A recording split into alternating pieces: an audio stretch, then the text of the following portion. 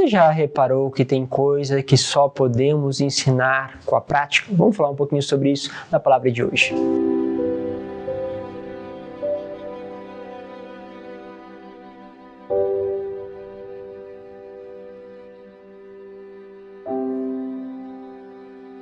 Em nome do Pai, do Filho e do Espírito Santo. Amém.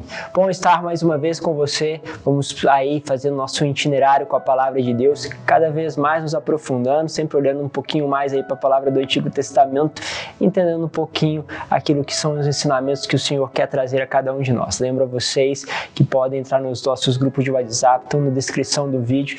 Aproveite para poder compartilhar, deixar o seu like e também para que essa mensagem possa chegar a tantas outras pessoas que também precisam. Bom, quero pegar com vocês a palavra que está no livro de Êxodo, capítulo 33, versículo de 7 a 11, depois capítulo 34, do versículo 5 ao 9 e versículo 28. Diz assim: Naquele dia, Moisés levantou a tenda e armou longe, fora do acampamento, e deu-lhe o nome de tenda da reunião. Assim, todo aquele que quisesse consultar o Senhor saía para a tenda da reunião, que estava fora do acampamento. Quando Moisés se dirigia para lá, o povo se levantava e ficava de pé à entrada da própria tenda, seguindo Moisés com os olhos até ele entrar. Logo que Moisés entrava na tenda, a coluna de nuvem baixava e ficava parada à entrada, enquanto o Senhor falava com Moisés. Ao ver a coluna de nuvem parada à entrada da tenda, todo o povo se levantava e cada um se prostrava à entrada da sua própria tenda. O Senhor falava com Moisés face a face, como um homem fala com o seu amigo. Depois Moisés voltou para o acampamento, mas o seu jovem ajudante, Josué, filho de Nun, não se afastava do interior da tenda. Moisés permaneceu diante de Deus, invocando o nome do Senhor. O Senhor passou diante de Moisés, proclamando: O Senhor, Deus todo misericordioso, clemente e paciente, rico em bondade e fiel, que conserva a misericórdia por 1000 gerações e perdoa as culpas e recebe dias e pecados, mas não deixa nada impune, pois castiga a culpa dos pais nos filhos e netos até a 3ª e 4ª geração.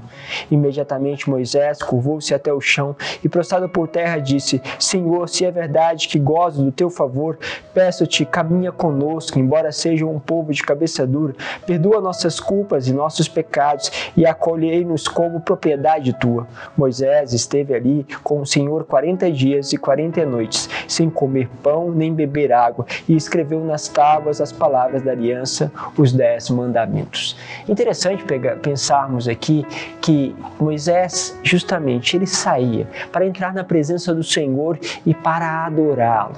E ali, justamente, quando ele deixava aquele lugar, e ali você percebe que as pessoas se prostravam também, cada um à porta da sua tenda, para que justamente quando o Senhor estava ali na presença de Moisés, e Moisés face a face com ele, todo o povo se prostrava. De repente, todo o povo se levantava, mas Josué, filho de Nun, aquele que justamente seria o sucessor de Moisés e que colocaria o povo dentro justamente da terra prometida, este permanecia. Isso é importante para nós. Primeiro, Moisés ensinava Josué com uma prática.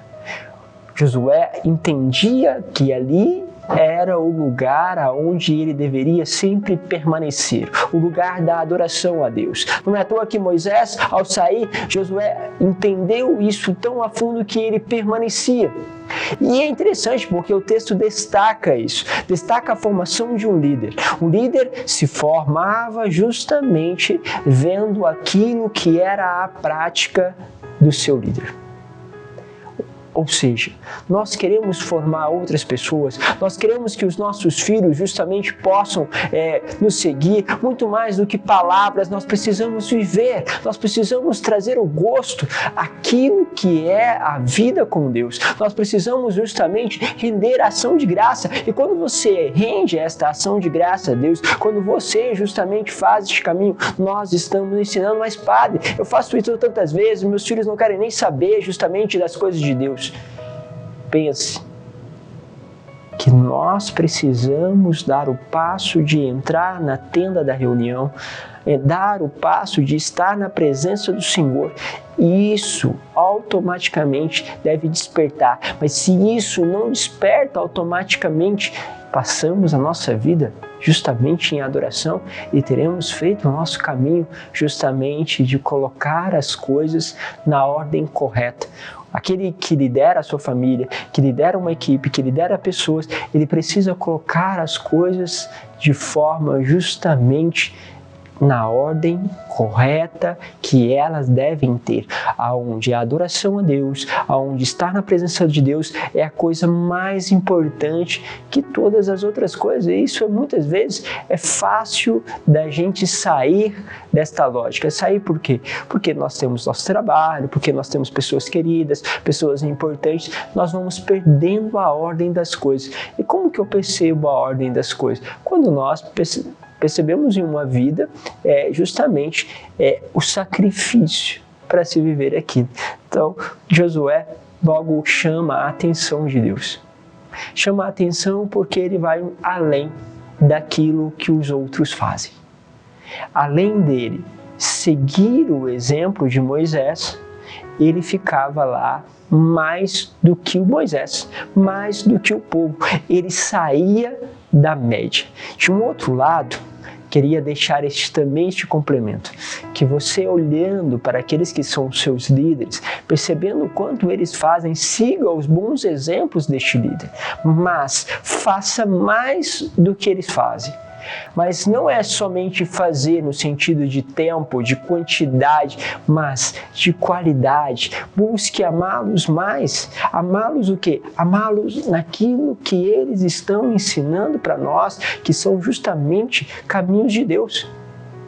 Ok? Então eu dou o passo de ser exemplo, de ser aquele que justamente pode não só dizer com palavras, mas com a vida, e ao mesmo tempo, quando eu olho aqueles que estão adiante na minha caminhada espiritual, eu desejo, eu busco fazer ainda melhor, não porque estamos aqui num processo de competição, não porque eu tenho que ser melhor, porque no fundo eu quero amar a Deus ainda mais. Santa Teresinha tinha essa loucura, né? Ela queria sempre amar a Deus de todas as formas. Ela queria amar Deus sendo mártir, sendo doutora, sendo justamente uma boa, religiosa. Ela queria amar Deus de todas as formas, mas é lógico, é impossível. Então ela amava pelo desejo. Então ela tentava desejar mais do que se podia, mais do que poderia, vamos dizer, ser alcançado, porque ela ia com o desejo. E Deus é aquele que olha para o desejo de uma alma, mesmo que talvez você não consiga estar ou justamente adorar a Deus, estar com Ele na Eucaristia, como seria o teu desejo maior, Deus vai ir por aquilo que você deseja. Tem meia hora, vai meia hora, mas aquela meia hora pelo teu desejo pode valer tal como se fosse 2, 3, porque você deseja. Mas, lógico, tem uns empecilhos, ao contrário daqueles que têm muitas vezes a possibilidade, mas desejam um pouco, já entram querendo sair, já rezam querendo acabar. Então, o desejo vai se esvaziando. E desejo também, não quero só colocar aqui uma questão de sentimento, desejo que se torna o quê? Uma expressão de luta, porque muitas vezes o sentimento não quer, mas o desejo se expressa em uma luta contínua de permanecer. Por isso, vamos juntos, que possa a tua vida ser um exemplo para tantas outras pessoas. Deus vos abençoe, Pai, Filho e Espírito Santo. Amém.